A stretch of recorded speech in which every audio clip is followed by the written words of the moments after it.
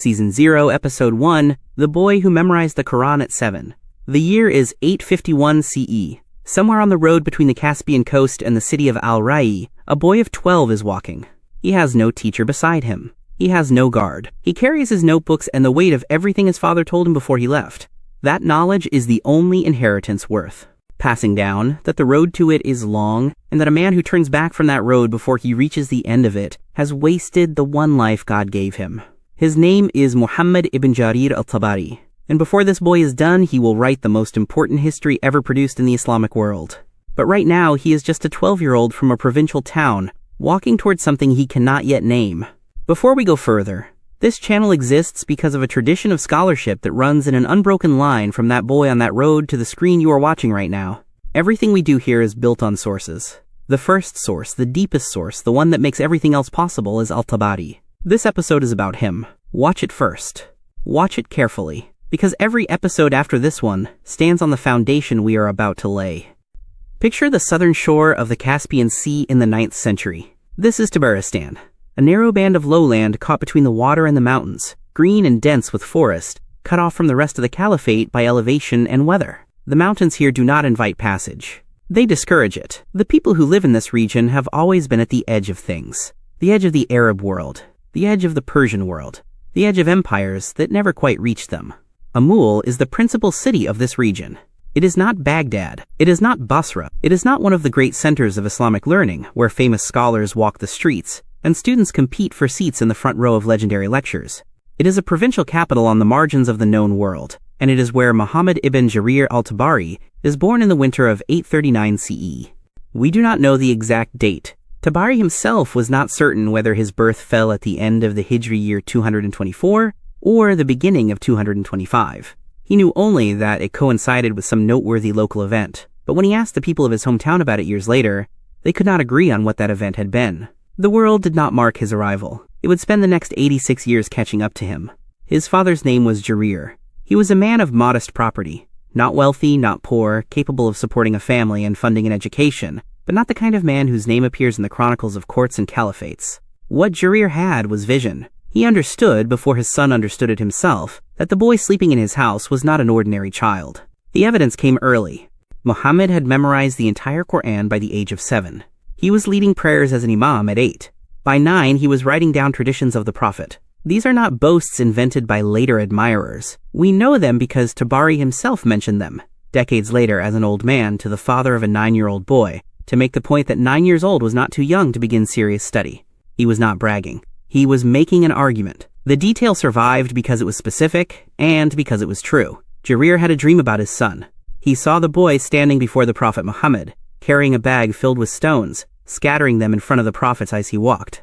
A dream interpreter told him what it meant. The boy would be a strong defender of the religious law. He would spend his life in service to the Prophet's teaching. Jarir believed the dream. He made a decision that would shape the next 1,000 years of Islamic scholarship.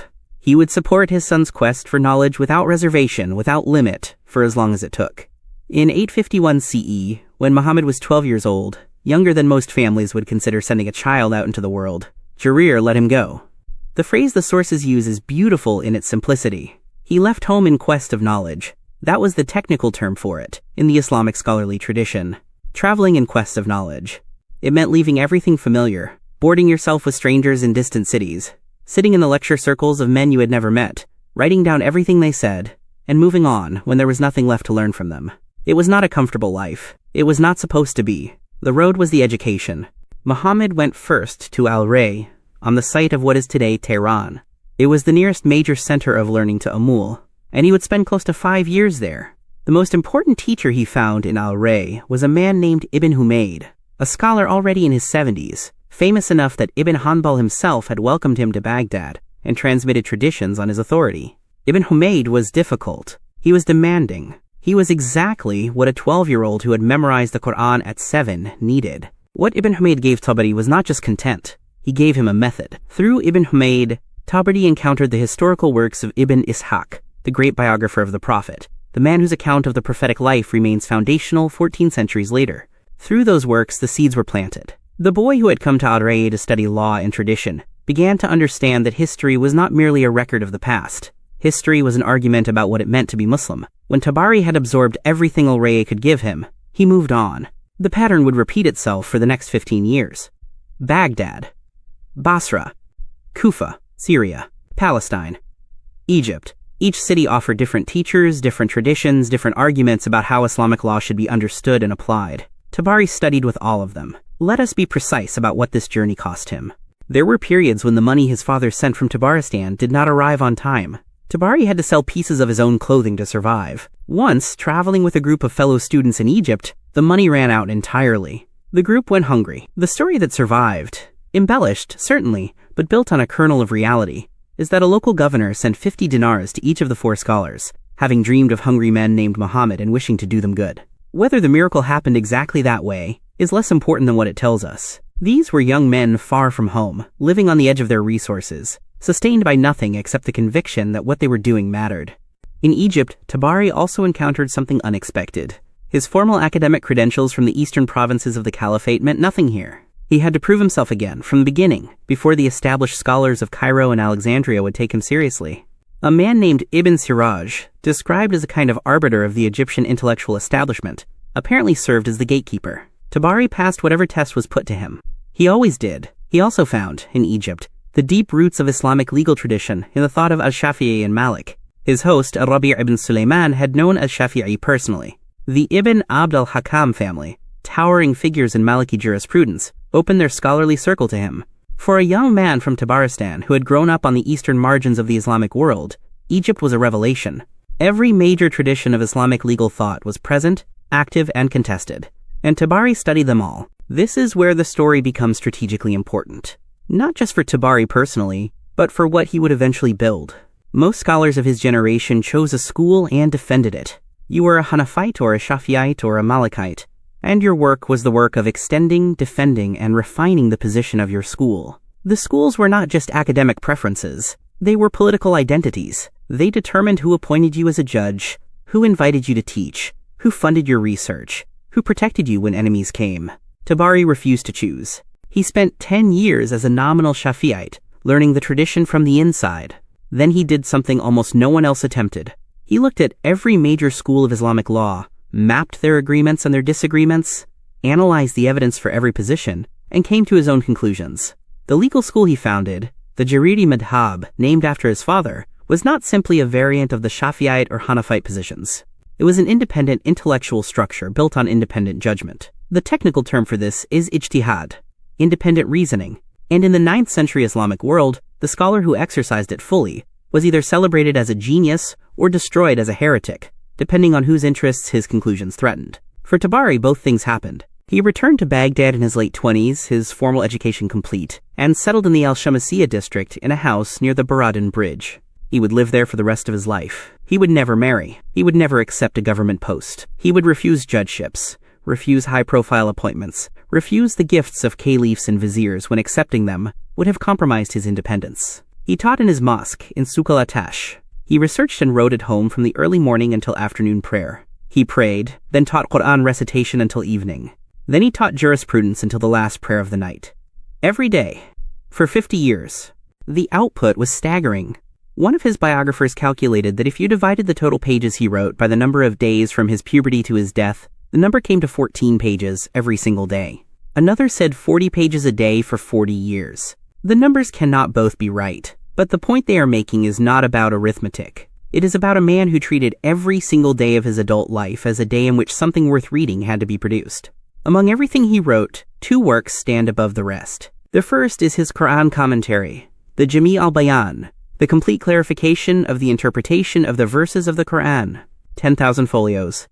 Every verse, every word, every disputed reading, every legal implication, every competing interpretation from the companions and the followers and the scholars who came after them, gathered, analyzed, evaluated, and concluded upon.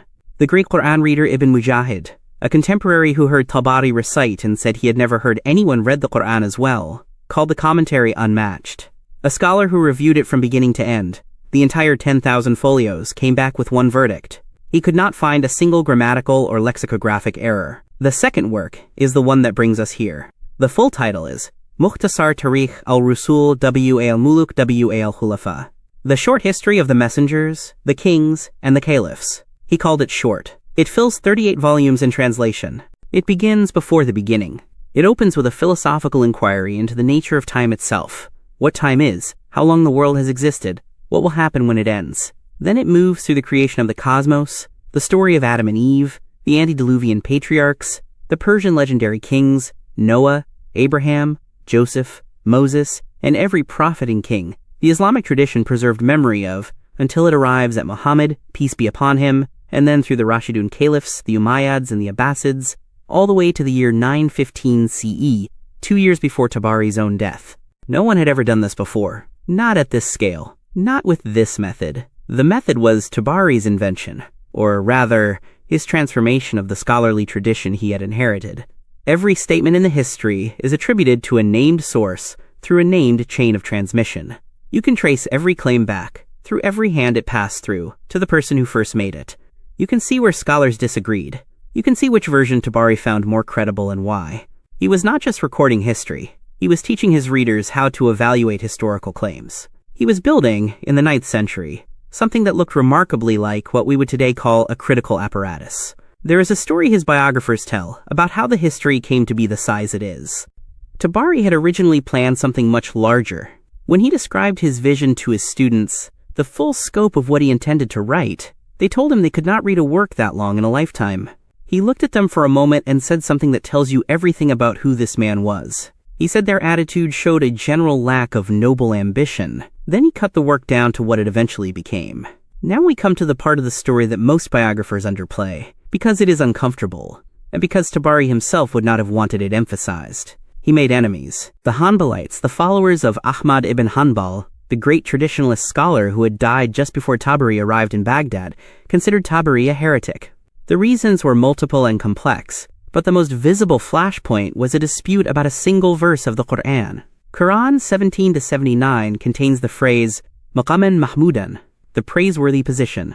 The Hanbalites interpreted this as a reference to God seating the Prophet Muhammad on the divine throne beside him. Tabari argued the tradition supporting this interpretation was not strong enough to be treated as settled doctrine, and that the more defensible interpretation was that the verse referred to the Prophet's role as intercessor on the Day of Judgment. This was not a small disagreement. In the 9th century Islamic world, this kind of dispute could end a career. The Hanbalites had followers who were, as the sources politely put it, ready to use violence in service of their theological positions. They stoned Tabari's house. They picketed his residence. They spread rumors that he was a secret Shiite, a Jamite heretic, a man whose scholarship could not be trusted. He did not move. He did not capitulate. He did not stop writing. Near the end of his life, a well-meaning student asked him to forgive his enemies before he died. He said he would forgive them all. All of them, with one exception. There was one man who had accused him of innovation in religion, bid'ah, the most serious charge in the traditional Islamic framework, and that accusation he would not forgive. The man was a colleague. What does that moment tell us? Here is the historic war lens, and you need to hear this clearly. Tabari lived in a world where the definition of correct Islamic belief was still being contested. The schools were not settled. The boundaries were not fixed. Every major scholar of his generation was engaged in a political and intellectual struggle over who got to define what Islam meant, not just spiritually, but legally, institutionally, in terms of who held judicial power over millions of people across a civilization that stretched from Spain to Central Asia. In that world, the choice to exercise independent judgment, to look at all the evidence and reach your own conclusions rather than sheltering inside an established school, was not just an academic preference. It was a declaration of independence. It made you useful to no faction. It made you dangerous to all of them. Tabari made that choice deliberately, maintained it for 50 years, paid the price for it every day, and died having written more original scholarship than almost any human being in Islamic history. The lesson is not that he was fearless. The sources suggest he felt the pressure. He knew the cost. He paid it anyway. That is not fearlessness. That is something more durable than fearlessness. That is the decision, made once and renewed every morning, that the work matters more than the comfort of belonging. He died on Monday, the 27th of Shawwal, 310 AH, February 17th, 923 CE. He was buried in his house the following morning. People prayed at his grave, night and day, for some time after his death. The Hanbalites, or at least some of them, reportedly picketed his funeral. The eulogies came from scholars across the Islamic world. The most famous came from Ibn Durayd, the great philologist who had known him personally. A few verses from it survive. They are adequate. They do not come close to capturing what had been lost. What had been lost was the mind that looked at every piece of evidence, weighed it without flinching, and wrote it all down.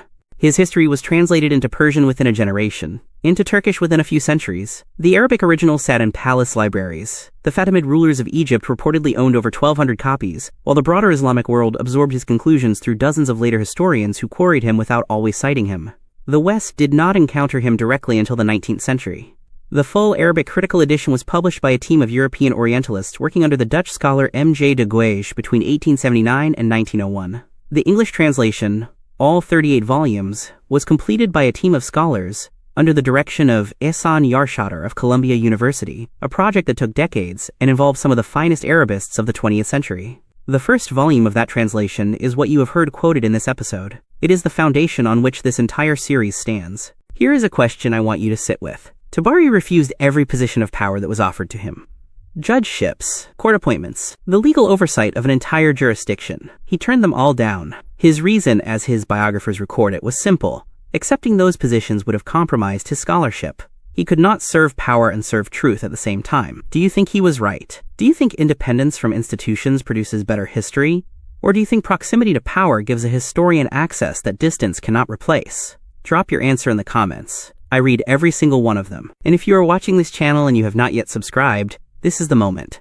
What comes next in this series is the reason this channel exists. We are going to go all the way back to the beginning, before the prophets, before the caliphates, before the battles. We are going to start where Tabari started, with the question of what time is and what existed before it.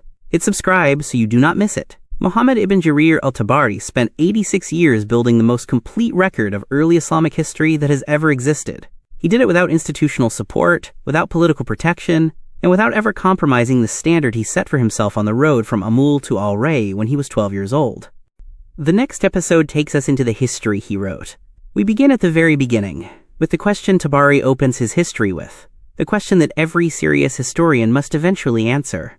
What is time? Where did it start? And what came before it? The Islamic, Jewish, Christian, and Persian traditions each had a different answer. Tabari laid them all out side by side and told us what he thought. That episode is coming. Subscribe so you are there when it arrives. If this episode gave you something, if it changed how you think about what scholarship costs and what it is worth, share it. One share puts this history in front of someone who has never heard it told this way. This is the House of Wisdom, where history is never just the past,